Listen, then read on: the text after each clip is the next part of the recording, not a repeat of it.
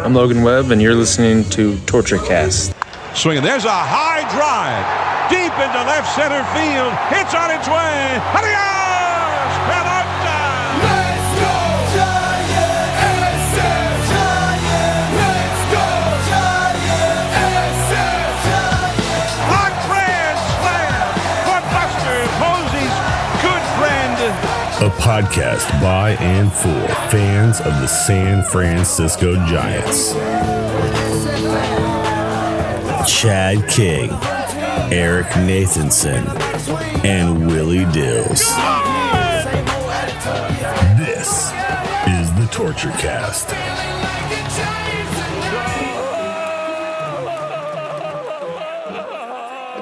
It's Wednesday, November 5th, 2025, and this is episode 330 of the TortureCast, the podcast by and for fans of the San Francisco Giants. I'm your host, Chad King, and Willie, well, he's having a good time running the Mediocre Golf Association tournament down in Las Vegas, but I'm here with Eric Nathanson, who's down in Arizona, enjoying the fact that he did not fall back an hour. How you doing, Eric? Suckers, Vegas, baby. I'm doing all right. I'm a little sad that the season's over. I'm a little sad with the way the season ended. It's very frustrating, as we're going to get into. But hey, there's still things going on with the Giants. And while we're not going to be here on a week-to-week basis, at least we can pop in, wrap up the series, talk about Tony V a little bit, kind of set the stage for the offseason. Yeah, and I don't want to get into the kind of the depressing stuff right away, even though I have it kind of at the top of the notes. But we can talk about some of the good stuff first. Just jumping right into it. Patrick Bailey and Logan Webb, they are the first battery mates to win Gold Gloves together since the Cardinals' Adam Wainwright and Yadier Molina did it back in 2013. So I think we knew that Bailey was a lock. I mean, I would have bet $1,000 on it. Probably should have gone to Vegas and done some weird prop bet, even if it was like a 1-3 odds or something. Because it's like it was a certainty he was going to win it. He was just so far and above everyone else. But Logan Webb was just kind of hey, he won it. That's cool. I did not expect that, and we talked about it on the last episode. We're like, do you remember any great plays he made this year or anything like that? Mm-hmm. Nope. Yeah, but not so much. Right? He's not in the top 3 of Cy Young voting, even though the guy led the league in strikeouts, innings pitched, or was third in strike. He's at the top of the leaderboard and all this stuff. So This kind of feels like a, here's your consolation prize type prize for Logan Webb. I mean, and plus, how much can we trust Gold Glove awards? Ty France is winning it at first base for the Blue Jays. When obviously Vlad is their everyday first baseman. Rafael Palmeiro once won it without playing any games at first base. So you kind of take the Gold Gloves with a grain of salt, although it is something that Bailey can put on his mantle. And I guess Webb too. Yeah, no, it's a good thing for Webb to have. It's fine. Like you said, he was not a finalist for the Cy Young. And I'm not saying he should have been the final 3, but he was close. I think even though there's a final 3, do they still, by the way, because they used to vote where, some pitcher would end up, he finished 9th in the Cy Young Award voting. Is it just those 3 are whom the writers can vote for, or can they write in a longer list? Do you know? I believe it's a longer list, and these are just the guys that ended up in the top 3. I think that's how it goes nowadays. Yeah. I'm looking at last year the MVP voting was 15 people deep in the AL, 22 people deep in the NL. Mm-hmm. Yeah, 9 deep in the AL for Cy. Last year when Logan came in 6th, there was 13 names on the list. So yeah, I think that this just means that those are the people that finished with the 3 highest vote totals.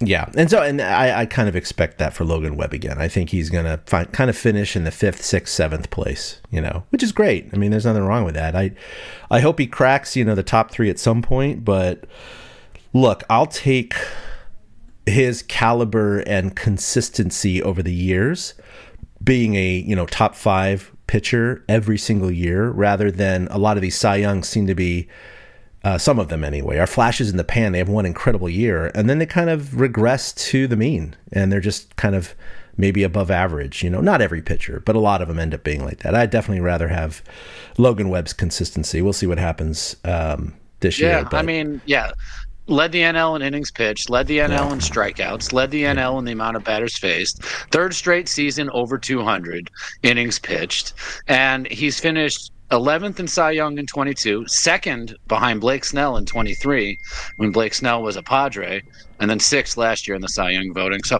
yeah, I'm with you. I expect him to be top 5 or 6. Yeah, no, for sure. I think that's going to be a good thing for him. He'll probably be 4th, and we're just, splitting hairs here. I think Paul Skeens gets it again. Yeah, I think so. I think Skeens is going to get it. So, well, we knew that Tony Vitello, not Vitello, Vitello, that's Buster Posey. We trust in Buster. He says Vitello. Was introduced as the new Giants manager last Thursday at Oracle Park. He seemed to say all the right things. I think people are excited about it. I know he's been on a couple of podcasts. I've seen some clips. I guess he's been getting some congratulations and recommendations from the 2 previous managers. He said he spoke with Bob Melvin, who was very gracious and gave him some good tips. And then he's been in touch with Gabe Kapler. He mentioned something to the effect of, he gave me some good advice on like where to live, and it has to do with like being in shape and other things, and things that I will tell you guys off the air because they're a little racy or dicey or something of that nature. So I can't imagine what Gabe Kapler was telling Tony what to do and where to go. But I mean, considering the guy was into some weird stuff, oh man, if I could be a fly on the wall for that conversation that he's not going to talk about publicly. But anyway, point is, he seems energized. He seems, like a good candidate for the job. And I don't know, I'm kind of excited. It's definitely better than, something average from the mold that Bob Melvin was. I mean, he was definitely the safe choice. I was excited about him still, but it didn't work out. So this is definitely throwing something at the wall to see if it sticks. Yeah, absolutely. And, why wouldn't you seek out the advice of the newly general manager of the Miami Marlins? Has a guy failed upward any more than Gabe Kapler? I mean, it's crazy. So I saw it that. Totally makes sense. Yeah, it totally makes sense that he'd look for him for housing advice and stuff like that. I mean, because Gabe, even though is a few years older than him, so, I mean, it's still kind of the same bracket. And it was nice to hear him in the press conference talk about how he'd reached out to Bochy. He talked to Dusty Baker. It was funny, though, when he listed the managers that he had spoken about or 2, he did not mention Gabe Kapler or Bob Melvin. He kind of skipped over that. And then, he seemed to really recognize the Giants fan base and the passion. And, he touched all the right things. He brought up Lincecum. He brought up Mays. He did all the right things in that respect. And he seems genuinely like humble in the sense that like he knows what he doesn't know. And I find that to be the mark of an intelligent person, somebody who realizes their own capabilities, and knows that they need help in other places. And he seems very someone that doesn't always say no one knows more about subject A than me. I mean, how many subjects can you know more about? That dude is an expert at everything, by the way. Yeah, unbelievable. Unbelievable. Many people are saying. Many people say that. Yeah, I like Tony V's, and I think that's what we'll end up calling him, Tony V. I think Tony V is just, he seemed like a really good Tony fit. V. I know, I just want to do that now. Right. Forget about it. I'm going to call it a favor. He really... He seems excited about the new challenge and the new opportunity. He doesn't seem like a guy who gets bored easily. Like he's always engaged. He's always trying to learn stuff and always trying new things. And, there was another video that was put out after the press conference where he and Buster were sitting there with microphones a la like a talk show style. And like the whole staff was just standing there. And, he seems like he can't believe he's in this situation, but he also recognizes that he deserves to be in this situation at the same time. Yeah. Which I think is a really good quality in a leader. And he sounded like a leader up there. He really, really did. And, coming from the coach of the son of a coach, that's the kind of stuff you learn when you're the son of a coach, is how to be a leader. So everything, I watched the entire press conference front to back. I laughed quite a bit. I thought he was funny, engaging. And, Buster, it's weird to think that he's older than Buster. It's just weird that Buster is still in his 30s and could probably suit up. And Tony's young. It's crazy. I think he's 47? 7. Yeah. Yeah, It's a whole new 47. world for the Giants. It's a culture shift.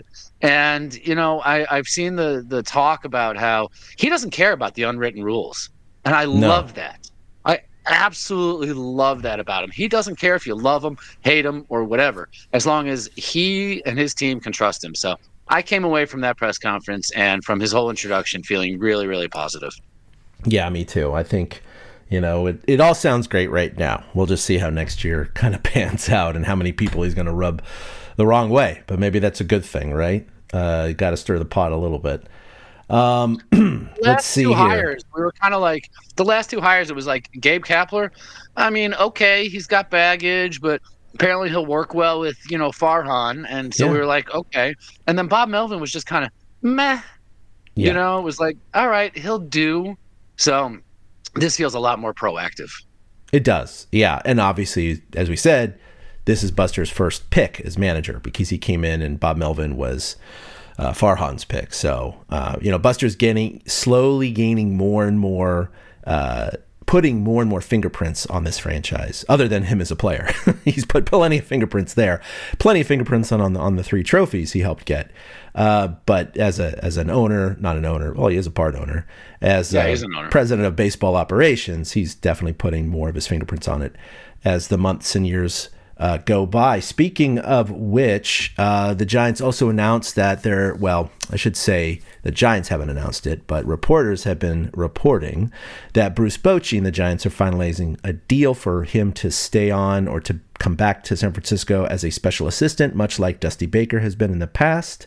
And then Pat Burrell, it was reported that even though he's no longer going to be the hitting coach next year, he has confirmed that the Giants have invited him back to serve in some of the role that he does not know what that will be quite yet. So, like you said, maybe he'll be giving some timely advice, wearing some interesting leather chaps and talking to the rookies. I don't know.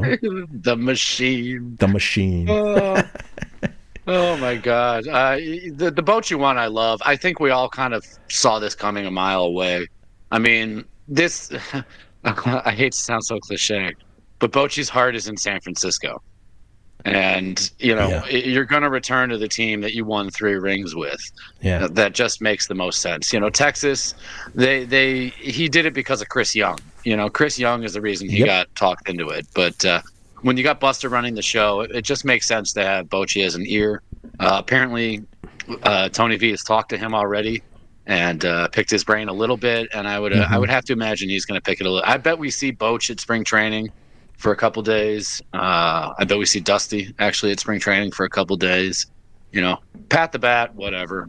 Go find another place for him. And I also read, according to Baggerly, Jace Tingler, former San Diego manager and Minnesota bench coach, is joining the staff in an unknown capacity at this time.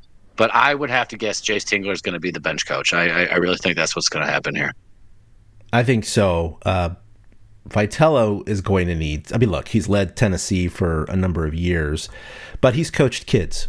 Now he's going to be coaching grown adults, many of them that are going to be closer to his age, and many of them that are going to be multimillionaires. It's a completely different ball game, pardon the pun. So it would be a great thing to have guys like Bochy and Tingler and others with managerial experience around, because he can bounce those ideas and questions off of them, or they might offer unsolicited advice going like, hey, in my experience, it's better to handle this situation this way. You might want to think about this way.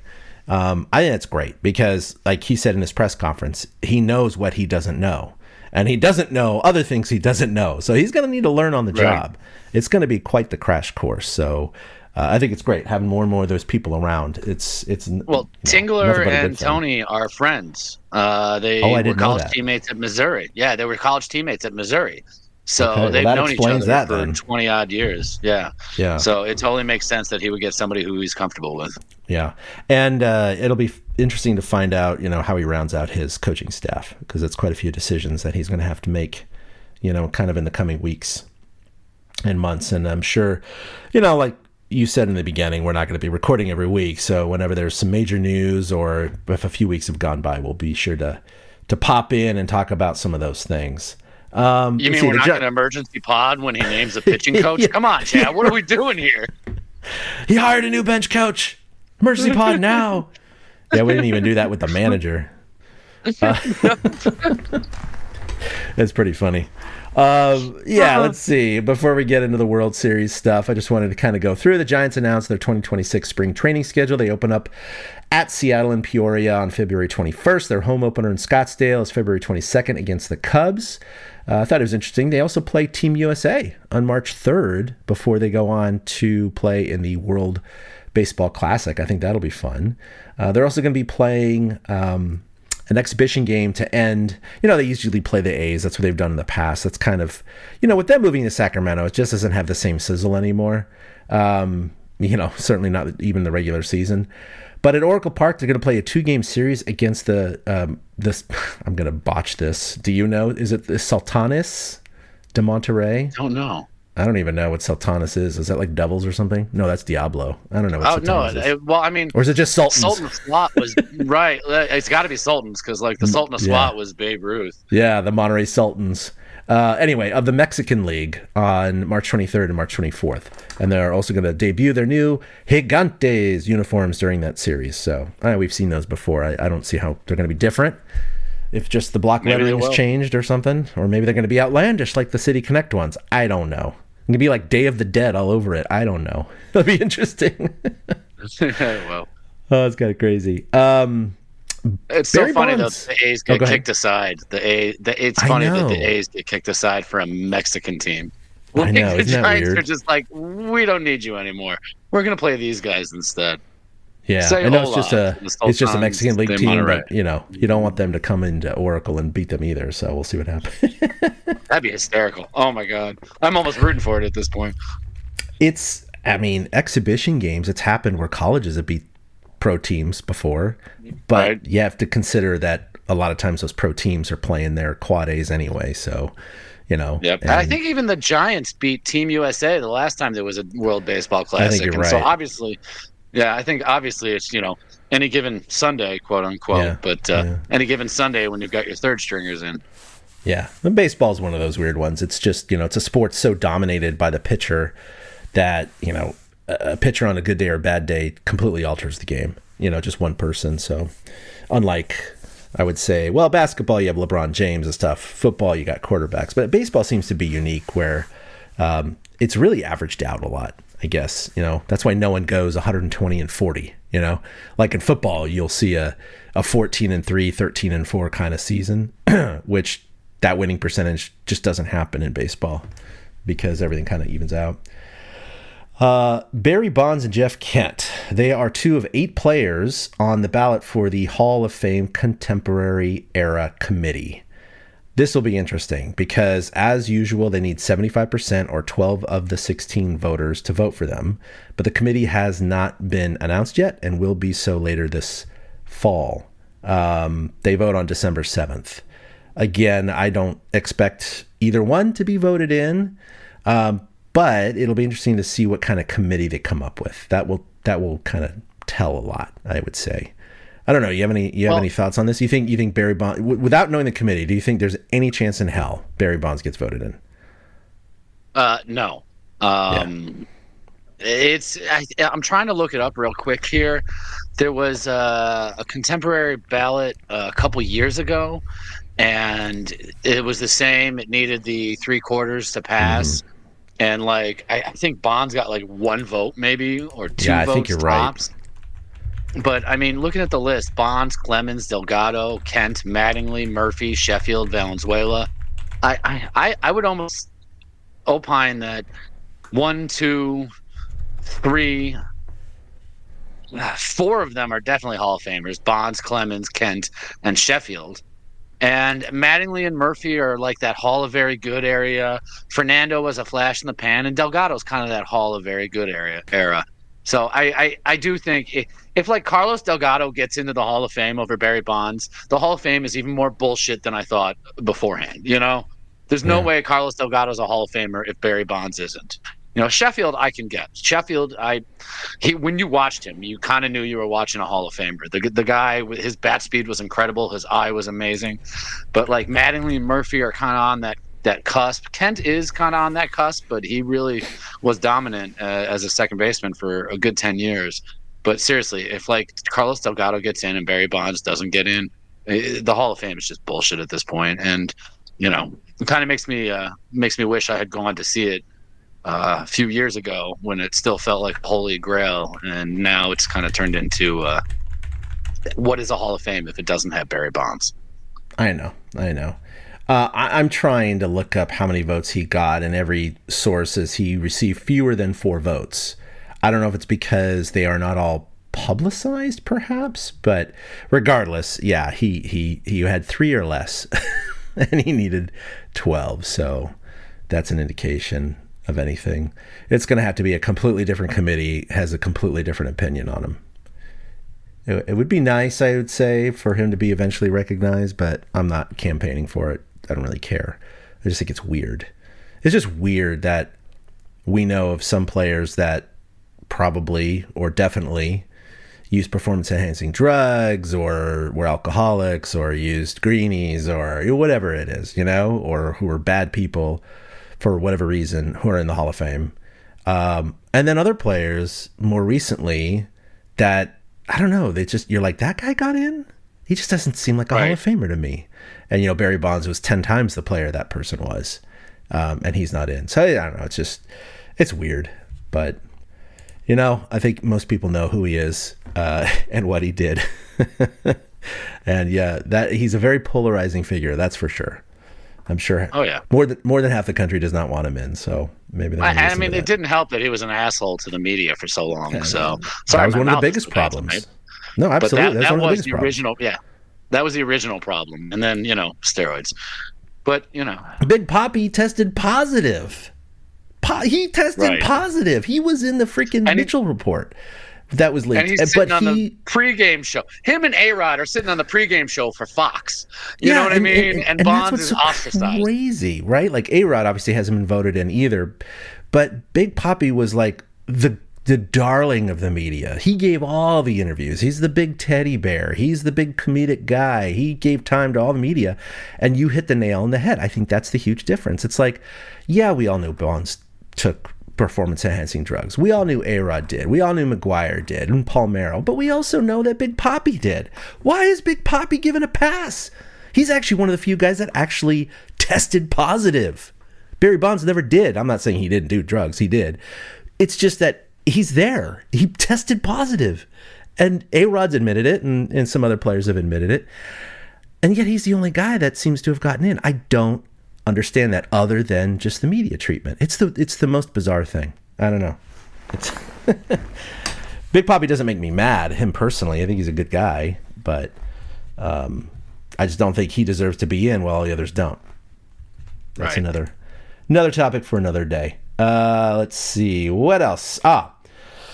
Yeah, so the rest of the MLB awards will come out over the next week. Tomorrow we have the Silver Sluggers, and then November 10th, the Rookies of the Year, the 11th, Managers of the Year, 12th, Cy Young, and the 13th, the MVPs. I didn't look it up. Is anyone in contention for a Silver Slugger? I don't think so. Looking at the Giants' batting averages. Adames, maybe? But weren't there other No, I don't think so. shortstops out there? Like Lindor's, already comes to mind as a shortstop that's better. Yeah, no. I don't think any Giants are in the potential running for Silver Sluggers. Certainly none of the other categories, so we'll watch Lamont that. Wade Jr., maybe? I don't know.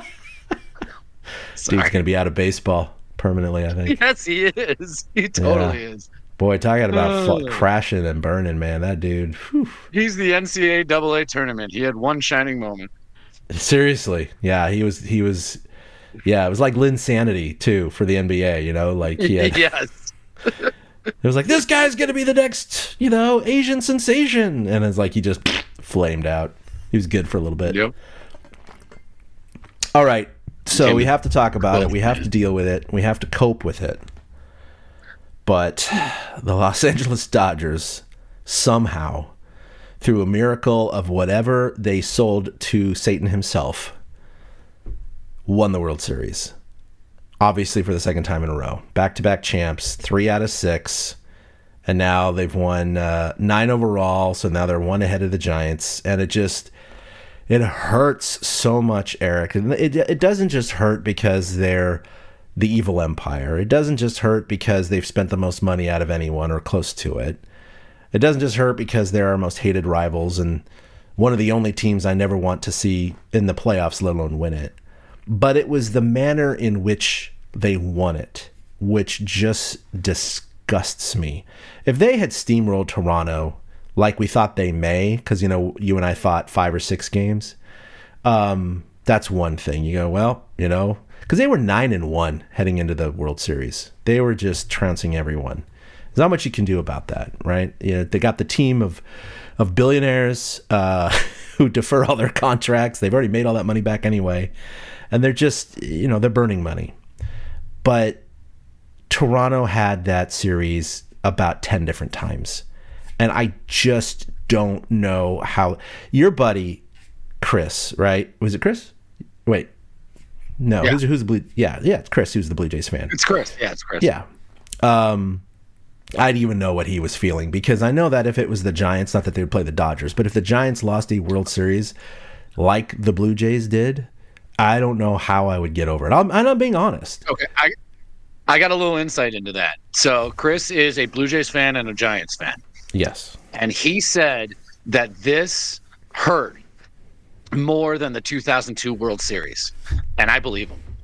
Because the 2002 World Series, yes, we're left asking questions, you know, Russ Ortiz, why don't we go to this pitcher here? Right. You know, but Game 7, we were never really in Game 7. Nothing really big happened in that game. So right. I totally get why this was worse than 2002. So that was the insight. He said this was a bigger gut punch than that series. Yeah, you know, we're always going to look back at Game 6 and having the 5-0 lead in the 7th inning. That really did hurt. You know, the whole Russ Ortiz thing, you're right. But the Giants still had another chance in Game 7, and like you said, Game 7 just kind of was they had an early 1-0 lead, I think, on a sacked fly, if I recall. The Giants did, but after that, they did nothing, and they lost to the Angels, and that was it. But this was a game in which I just don't know how it happened. They, like the Giants, they were up 3-2. They only needed one more win. Unlike the Giants, they had those 2 games at home. The Giants had to go to Anaheim to play those final 2. But you know, you have Game 6 in which I should have brought it up. I forgot to do that. They have a list of the plays that had the most significant or the highest percentage change in winning percentage, you know. So I don't have that list in front of me, but it was really interesting to go through that list because it was obviously all the plays that you have in your mind of like, I can't believe that happened. But, you know, it kind of starts with, there's many plays earlier in the series, and we're going to neglect all those right now. The 18-inning game, right? They're both teams. You can argue both teams had chances to win that. But that was so close. They played 2 games. Dodgers won it. Then Game 6, yeah, Blue Jays were down 3-1. There's a couple moments earlier in the game, but you fast forward to the 9th inning, and they had runners on second and third after the double, which, by the way, I hate the Dodgers more than anyone under the sun. But to see some of these Blue Jay fans and other fans who hate the Dodgers too, trying to justify the fact that the ruling for the ground rule double was completely incorrect, and if that had not gone the way it did, the Blue Jays would have won. I'm like, what game were you watching? At best, the runner from third would have scored, which was irrelevant. It made it a 1-run game. That run didn't mean anything. And there's no way the hitter, because it was hit left center, is getting to third. So the best case scenario is the run scores and you have a runner on second. That's it. That's the only thing that's changed. What do you mean they would have won? Like, it's the most ridiculous thing that I'm hearing, let alone the fact that the ball clearly had its momentum halted suddenly. That's clearly in the definition of the book. I'm paraphrasing, but it says a stuck ball is obviously something actually lodged that is not movable. Let me clarify on that in a second. But it says whose momentum or trajectory suddenly stopped. And that sucker, like, come on. We all know that a ball bounces off a wall back to a fielder. This did not. It went, it just stuck. It aced the corner, right? It got stuck under the padding. You could see the padding was shoved up. And then the second thing that people kept saying and bitching about is like, well, he should have just gone and picked up the ball because after he went over and he picked it up easily, proving that it wasn't lodged. And it was like, no. Later, the rules also specifically state that how easy or hard it is to remove is irrelevant. Completely irrelevant. It has nothing to do with the definition of a stuck ball. So, and then people were trying to show the Cespedes example from years ago where it got stuck and the umpire came out and pulled the ball out and said, no, man, that's a live ball. And the guy got the inside the Parker. And they kept citing that example as like proof. It's like, yeah, there's always going to be exceptions to the rule. But that's a bad example because the padding was higher on that wall. Correct. So the ball was just resting there. It wasn't Correct. stuck. It was just resting stuck in the Cespedes. Mm-hmm. Right. And that was a huge difference there. But anyway, I know that's beside the point. But you get a runner on second and third. And I know, I think it was Barger who hit that. He knows he's the tying run. So in the back of his mind, he's like, I got to score on a base hit. I got to do it. I got to be aggressive.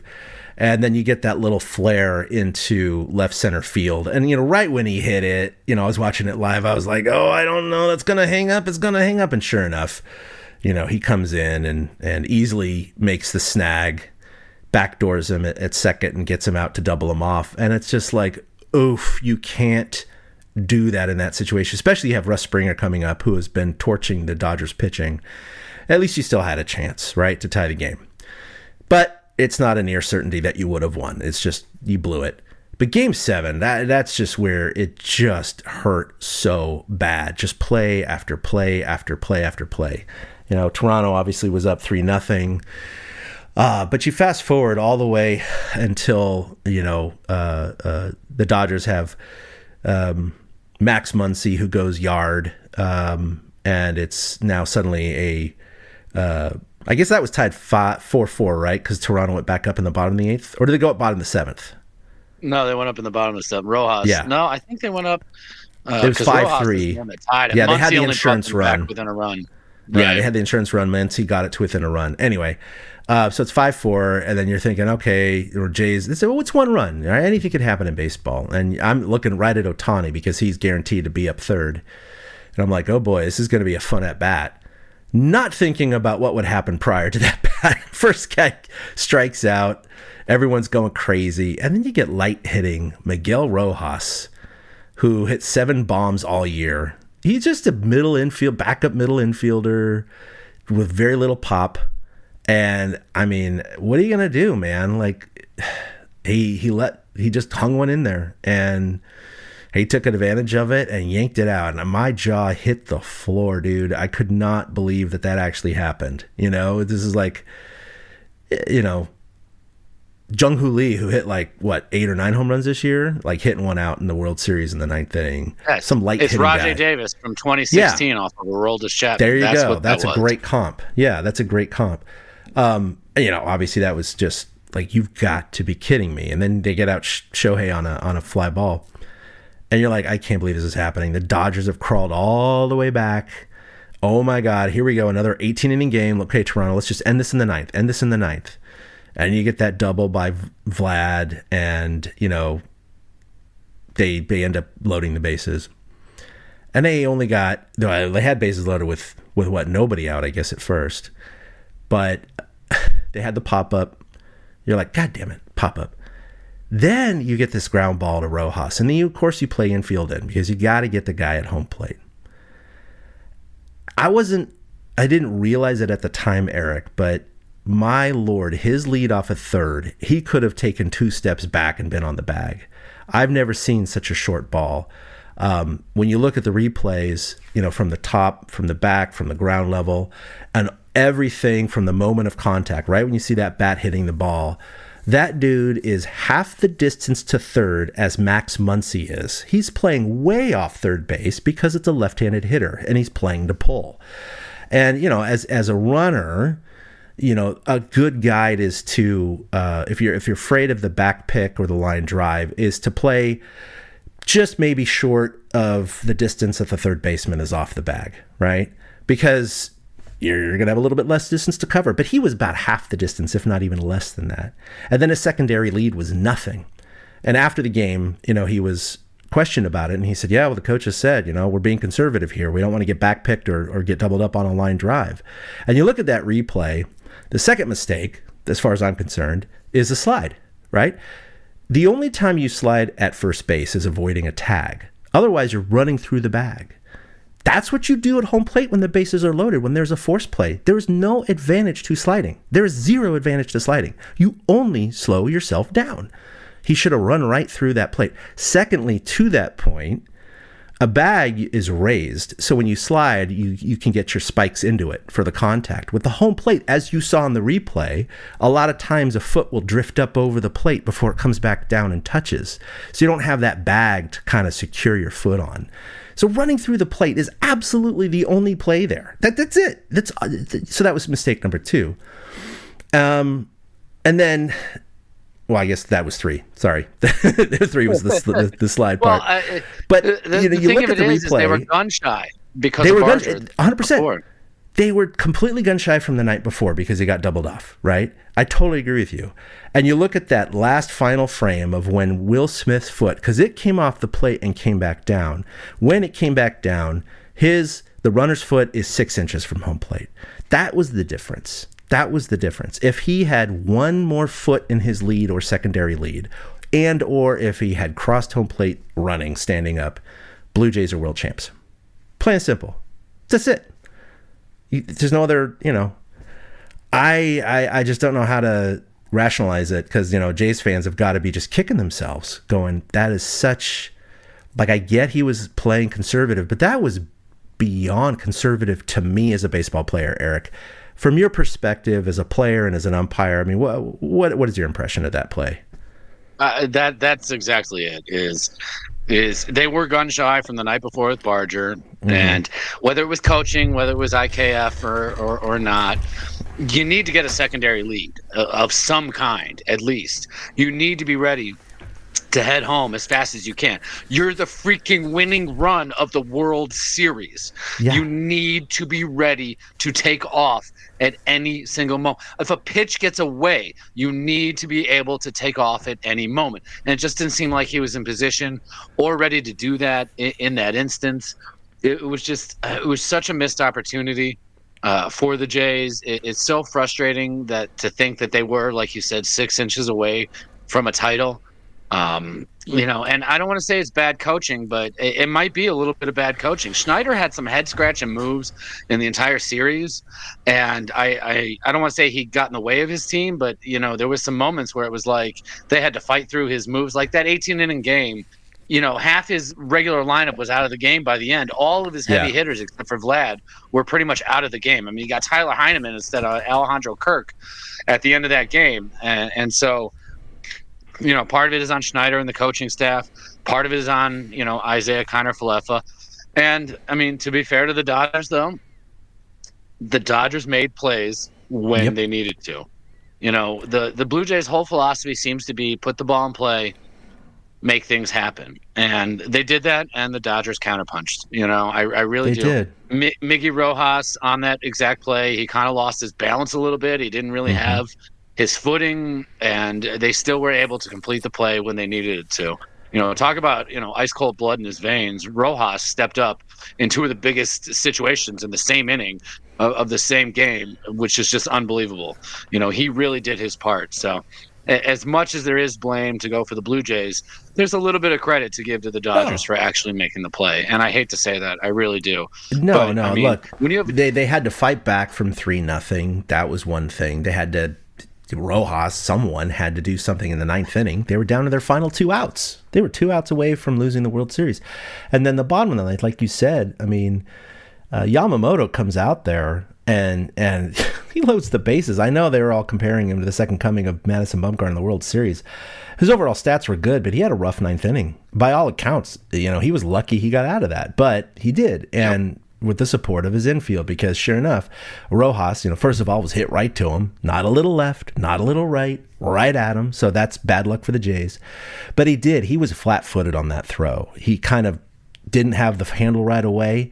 And when I was watching that live, that hesitation, I thought, that's it. The game's over. And that's why I was completely shocked when the ball comes home and IKF hasn't even crossed home plate yet. He should have been 2 steps ahead of that throw. And he wasn't. And when he slid, it was kind of like, oh God, he might be out. He's called out. And then the replay, oh, his foot came off. And then you see it come back down, and it was settled. Of course, it was he was out. But that really is interesting because Rojas was the hero of that game, clearly, with his offense and defense. And he wouldn't have been the GOAT. I mean, the scapegoat, the bad player of the game. Let's say this happened. What if Falafel, I just call him Falafel, he had the proper lead and he scored by a step or a half a step, and the Jays win the World Series? Dodgers fans would have been all over Rojas because of him basically hesitating and not bobbling the ball, but not having his footing. They would have been claiming all day, oh, if Rojas had fielded that cleanly, if he had did the exchange clean, if he properly fielded that, IKF would have been out at home plate. Again, he wouldn't have been. He hit the home run in the ninth, so that's why you can't say that he lost the World Series for them. But it would have been an interesting dialogue the other way around because he did hesitate with that ball, and that's why I really thought IKF was going to be safe. But that's not how it turned out. And of course, they had 2 outs, and they still couldn't get the runner in with the third guy. And then you go to the bottom of the 11th after Will Smith hits another freaking extra inning home run. Well, I guess Freddie Freeman did the first time, right? I can't even remember now. Yeah. It was Freeman in 3. Yeah, it's Freeman. But Will Smith hits a home run, they go up, and it's like, oh, crap. Then Vlad, I guess that's when Vlad hit the double. And just frustrating. I mean, what are you going to do, right? You get all the runners on there, and you get, I guess it was first and second, right, at the time? And because it ended in a double play, so and you kind of sense that you're like, oh, it's the slowest running guy. My son started calling him Mario because he looks like Mario from Super Mario Brothers. I was like, dude, I'm gonna call him Mario. Wait, Vlad or Kirk? Kirk. Okay. Yeah, short little fat guy. I was like, yeah, looks like totally. a Mario. I see it. But anyway, once Kirk is up, it was like this little guy has pop. You're just hoping for a line drive somewhere. And, that was right when he hit that. I was like, oh, that's a double play. You knew it right away. It was like perfectly made, right from Mookie. And, slung it funny? across. I can't remember a World Series ended on a broken bat. That was the first time in my mind, I can picture, because, you can kind of in your head go back and think about the last outs of some of the World Series, especially the ones that are more memorable. Obviously, with the Giants, we flash back to Wilson strikeout, Romo strikeout, and pop up to Pablo. But, I don't recall a bat breaking to end a World Series before. I thought that was just, I don't know. It was just one of those weird things that stood out to me. I thought that was kind of neat. Yeah, so there you go. The Dodgers get to celebrate again. It's unbelievable. Well, I want to point out to the listener that at the top of our rundown for our show notes, Chad wrote in all caps, "Fuck LA," because that's how it feels after LA wins a series like this. They got outplayed by the Blue Jays. They pretty much got outpitched by the Blue Jays. They outhit the Blue Jays. The only thing the Dodgers did right was score one more run than the other team when they absolutely needed it to. I mean, you look at Game 7 and Game 3, they barely eked by in those 2 games. And the 2 extra inning games. Really telling. Yeah, they won the 2 extra inning games. Telling. Yeah, that LA just hammered them in Games 4 and Game 5. That Blue Jays hammered them in Game 4 and Game 5. I'm like, oh, okay. The Blue Jays really are the better team. They're the more complete team. But LA's been there. And, as much as we talk about the Giants had champion blood, the Blue Jays had champion blood. I mean, the Dodgers had champion blood. Mookie came up big in Game 6 by driving in those runs. Will Smith, who Giants fans don't want to hear this, but Will Smith is the best catcher in baseball since Buster Posey when it comes to an all-around game. He truly is. He's always up there in batting average. He hits the ball out of the yard. I mean, it's basically Buster Posey 2.0, and it's tough to think about it. And you got to give Will Smith credit. The guy didn't play in the playoffs until the World Series. They were going with their backup catcher, and then Will Smith gets activated for the World Series and does this. He caught all 18. Will Smith has the record for most innings caught in an entire World Series now. Alejandro Kirk didn't do that because Heineman came in for him in Game 3. Will Smith caught every inning of this World Series. I know, every inning. And he still managed to hit. He still managed to hit that 11th inning home run in Game 7. Mm-hmm. Sometimes it's that champion blood. I don't want to give Dave Roberts credit because I just don't want to, but they have that. They have the DNA. They truly do. They do, and I completely glossed over, of course, after IKF was thrown out at home, you had that acrobatic catch by Pages in left center field, where that ball carried a lot further than I think a lot of us thought it would. And Kike Hernandez, I mean, he was going to attempt a over-the-shoulder Willie Mays style basket catch, and that's like a 50-50 at best proposition. Kike came out and said afterwards, he said, "Oh, I thought to myself as I'm going to the ground, oh no, we're going to lose the World Series here." And then Pages I missed that, really? Yeah. I believe it. I completely believe it because, you look at the replay and he did not have the look of a confident human being about to catch that ball. He was like, oh, crap. And Pages was out there for defense. Yep. He was replaced in the lineup in the last 2 games for basically Miguel Rojas, which is just unbelievable. Like every move that they made just hit the right button. Yeah, no, it was frustrating because, that could have ended the World Series as well. But, I had the winning percentage change in a table here. I can't find it, but, they rank it. This is roughly the same. Miguel Rojas' home run in the 9th is pretty much the one that swung the most, obviously. They were 2 outs away. I believe in fact, that was the point where the Blue Jays were at 91.8%, and basically 92% to win. I think the reason it wasn't 98% is because Shohei Ohtani was looming there, which probably altered the percentages a little bit in the Dodgers' favor. But 92%, it just swung all the way back. But funny enough, Blue Jays still had the edge at like 50-something% because they were the home team. They still had 3 at-bats left. And they almost did, and they should have done it in the bottom of the 9th. Number 2 is Pages' catch in the 9th inning. 3 is Rojas' cutting down the winning run at home plate. 4 is the double play to end the series. It just, like you said, the Jays did everything better than the Dodgers statistically. They out-hit them 269 to 203. 203? That's the lowest World Series average by a winning team since the 1966 Orioles. Okay, that's how rare this is.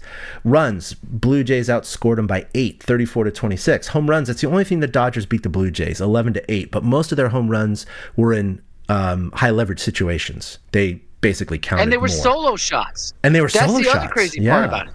There were so many solo shots. The Muncy homer, the Rojas homer, the Smith homer in Game 7, all solo shots. The Freddie Freeman homer to win Game 3, solo shot. Most of the Shohei, I think, hit a couple solo shots. Most of the Dodgers home runs in this series were solo shots, whereas the Blue Jays, I think, only hit 1 solo shot in the entire series. Every other home run came with runners on base. Yeah, and it didn't matter, right? OPS was almost 100 points higher for the Blue Jays. Blue Jays struck out less, right? So they struck out the Dodgers more.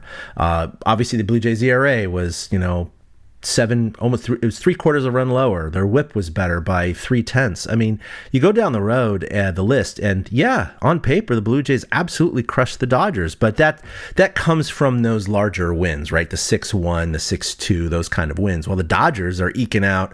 They had a 5-1 win, but 2 of their wins were by 1 run in extra innings, and another one was by 2 runs. So they just played tighter ball. But like you said, I think that championship experience and that championship blood just showed up in the hypercritical moments. The Blue Jays made mental errors, right? With the base running in Game 6, the base running in Game 7. The Dodgers made the hypercritical plays when they meant it.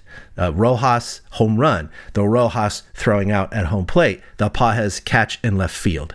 So those are those intangibles that you always talk about in baseball that are game changers. I hate that term, but that's literally a game changer. And it unfortunately, I mean, the Dodgers were like a zombie coming back from the dead. That's the Blue Jays should have won it. It was theirs to win, and they screwed it up. I'm sorry, they screwed it up. I'm not taking it away from the Dodgers. The Dodgers played great ball, but you know what I mean. Dodgers did what they had to do. The Dodgers, they did. The Dodgers did what they had to. They have no control over the Blue Jays' mental errors. That's my point.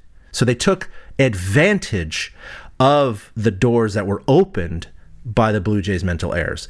So Rojas, he kind of bobbles the ball, throws home, he makes the play. But if IKF has the proper lead, he scores, right?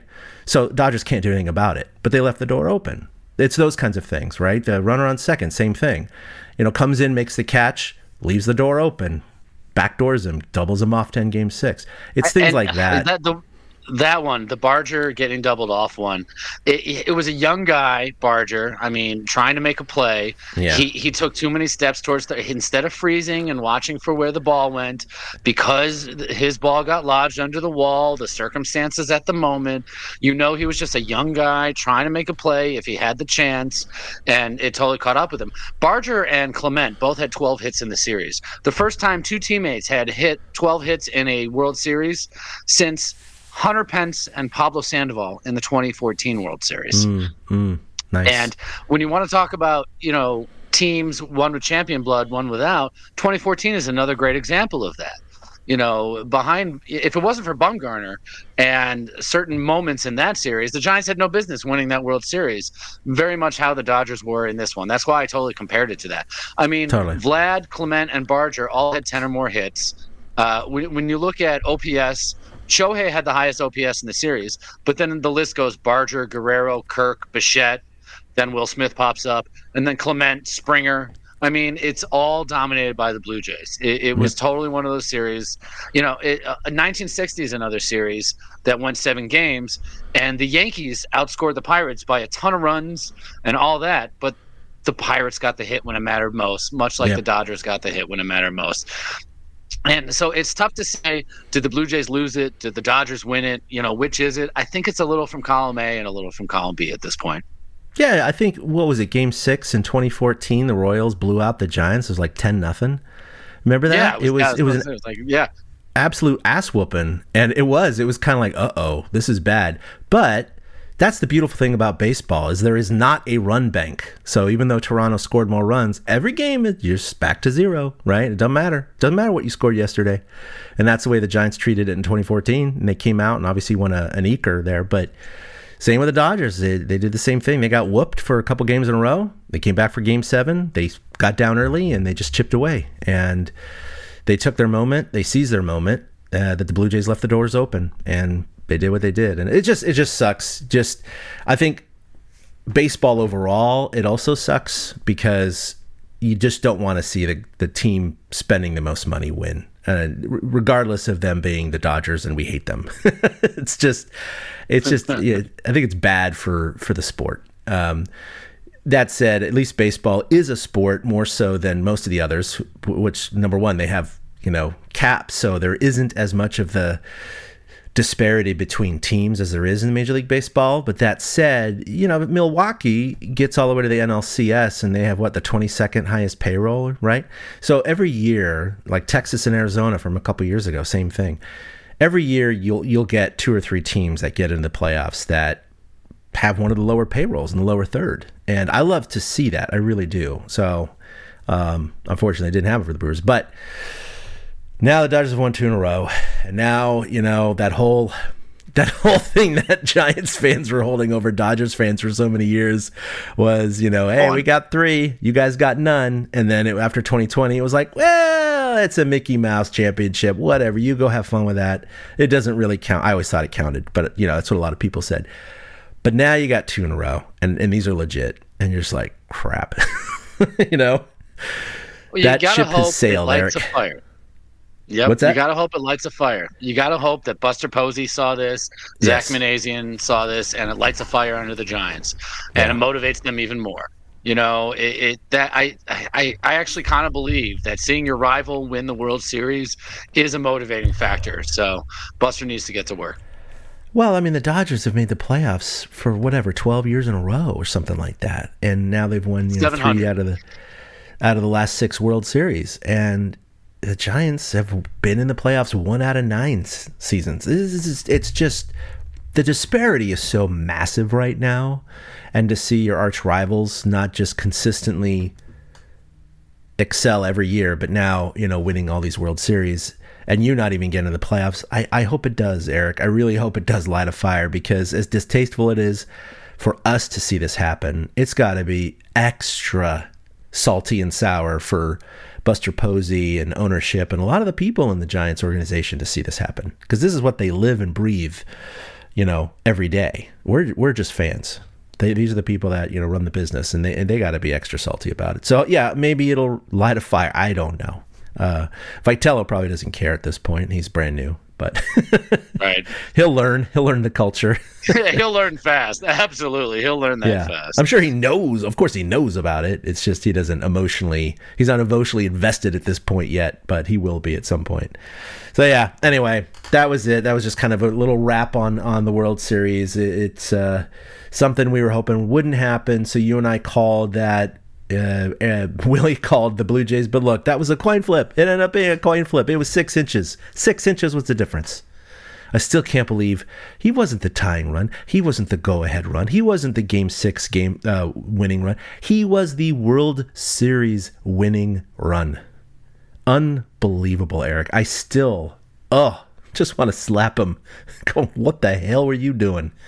Because I tell you what, the chances of getting back picked, because you have to think about this. Will Smith has caught every single inning. That is the World Series winning run. The Dodgers just tied it. Do you really think Will Smith is going to take a chance and firing a ball down third base? Much less. And even if he does, there's still a run to score from second base. The game's not over. It's not like the night before where the game ends when you get thrown out on the bases. The game doesn't end this time. It's a tie game. It's a completely different. I'm pounding the table. It's a completely different situation in this time. That was exactly my point was going to be. Is first of all, you have to think the mental math and going in a regular season game. Sure, Will Smith might try to backpick you in a World Series where that is the World Series winning run. That is going to take extra large cojones to do that. So the likelihood is very low. Second, again, a line drive. It's a left-handed hitter. So the quick line drives where you're going to get picked off of are usually to the pull side. To the oppo side, it's just not hit as hard. And Max Muncy is playing way off the bag. So again, the chances of getting doubled off by a line drive are remarkably low. There are about 900 other things that are going to happen before a soft or semi-hard line drive, hit the opposite way to Max Muncy as he's diving towards the bag, catches it, and then slaps the bag before you can get back. That's just not going to happen. And then third, that was the point I was going to bring up. If either of those two were going to happen, you still have a runner at second with 2 outs. And to me, you have to be semi-aggressive in that situation because you are the winning run. You know that the likelihood of an infield ground ball where you're going to have to run anyway, bases are loaded, so you got to run. There is no question. You want to go at the crack of the bat with a good secondary lead to make sure you put the pressure on the defense so you can score that run. As it turns out, he would have scored with any kind of extra lead or any kind of momentum going. And yeah, playing that conservative ball for the very low chance that either of those two things were going to happen just chaps my hide so much. And I'm sure Blue Jays fans are not happy about it either. But anyway, I've officially beat the dead horse, so I will move on. Just it leaves a poor taste in my mouth. But it does for all Giants fans and all Blue Jays fans and a lot of baseball fans who didn't want to see this happen either. It's nice to see a team that either hasn't won it or hasn't won it in a long time because it's been 32 years for the Jays. That would have been nice, but it did not. And now we have to think about the possibility of a three-peat because the Dodgers are just, they're going to reload again. They got one of the best ranked farm systems in the league. So this is nothing they can't, they can purchase more. Let me just put it that way. They can replace whatever deficiencies they have with money because they have plenty of it. It really sucks. And the Giants every are year going to be... when they struggle, it's like, is this the end of the Dodgers? And no, it never is. I know. Remember how, Dave Roberts, because, they make the playoffs every year. They never win it, all the way up until 2020. And then he won the one. But even after that, gets out in 21 and 22 and 23. And a lot of Dodger fans were calling for his head, going, he can never do it. He's never going to be the guy. The Dodgers are never going to win it again or never win it. And I think that they can rest that case now. He's won 3. Yeah. So that's I agree. And quite honestly, he made a lot of really good moves in this World Series. Yeah. I love to jump on him. I love to call him an idiot, but he was really much wasn't. better. He pushed all the right buttons. That Amish hammer guy, Will Klein, that pitched like the 3 or 4 innings in that 18-inning game. He was. It was absolutely phenomenal. I believe his glove actually is going to the Hall of Fame for that performance. But Roberts really did push all the right buttons. So, yeah, Tony V, you got your work cut out for you, buddy. Yeah, got a lot of work cut out for him. But all right, well, I think that's gonna do it for episode 330. I mean, I already kind of gave you the dates. The rest of the awards are coming out. We'll look to see what coaching staff is announced by Tony V. I guess we're going to call him that now. Hey, Tony V. And we'll just kind of proceed through the offseason and hop on whenever, kind of some news breaks. But yeah, we're going to have a lot of hot stove action. And then as we get into the spring, it's going to be World Baseball Classic to talk about, spring training, all sorts of good stuff. So we're just going to have to wipe this Dodger championship from our minds, move on to next year, and hopefully the Giants can counter punch in the next few years and get a couple more of their own. But you can follow us on social media collectively at TortureCast on Facebook, on Twitter, on Instagram. You can email us at torturecast@gmail.com, and you can follow us individually on Twitter at ChadK21 for myself and at 2outhits with the number 2 for Eric. Eric, you got anything that you want to bring up? Any announcements? No, it's the offseason. Any nuggets of wisdom?